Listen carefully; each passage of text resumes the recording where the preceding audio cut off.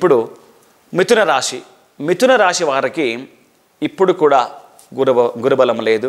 తర్వాత అంటే 2025, 26 కూడా గురుబలం ఉండదు. కానీ దశమ స్థానానికి భాగ్యంలో ఉండేటువంటి మహానుభావుడు ఇప్పుడు దశమానికి అయితే వస్తున్నాడు శ్రీ శనేశ్వరుడు. కానీ ఈ రాశి వారికి మిత్రుడు కాబట్టి అత్యంత విశేషమైన ప్రగతి ఉంటుంది కూడా. మళ్ళీ ఈ రాశి వారికి జన్మ గురు నరో దుఃఖం అంటారు. ఏదేదో సమస్యలో ఉన్నారు, మళ్ళీ ఇంకొక సంవత్సరమా అని బాధపడుతుంటారు.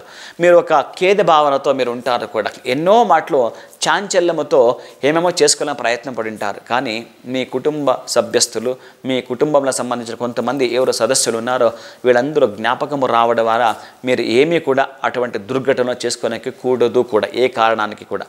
కానీ ఈ ఒక మిథున రాశి వారికి గురు అక్కడే ఉంటాడు, గురుబలము లేదు. అయినప్పటికీ కూడా మనం ఏమైనా చేస్తే మనకి ఎలా ప్రగతి ఉంటుందంటే, బుధునికి సంబంధించిన ద్వితీయాధిపతి, ధనానికి సంబంధించే మీ ఏమైనా కోరికలు ఉన్నాయి అంటే అద్భుతమైనది ఒక చమత్కారం జరిగే తీరాలంటే మా రాశి వారికి విశేషమైన ప్రగతి కొన్ని రోజుల్లో కావాలంటే ఏదానికైనా ఇంతనే ఈ యొక్క మనము చేసే పని మీదనే ఉంటుంది. యద్భావం తద్భవతి అంటారు.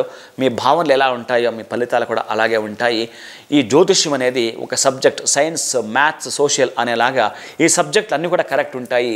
జ్యోతిష్ అనే అటువంటి వ్యక్తి ఎలా చెప్తాడో తెలియదు. కానీ మీరు మాత్రమే దీన్ని పాజిటివ్గా తీసుకుంటాను అంటే ఈ ఒక మిథున రాశి వారికి ద్వితీయాధిపతి అయినటువంటి కర్కాటక రాశికి సంబంధించిన చంద్రుని అష్టోత్తరాన్ని కూడా మీరు పఠిస్తూ రావాలి. విత్ మీ రాశికి సంబంధించిన బుధునికి సంబంధించిన మంత్రాన్ని మరియు మీకు భాగ్యాధిపతి అనే విశేషమైనది అత్యంత ప్రగతి మీకు ఇవ్వడం అంటే చాలా చాలా అద్భుతాలు మీకు సృష్టించేది ఏంటంటే శనేశ్వరుడే.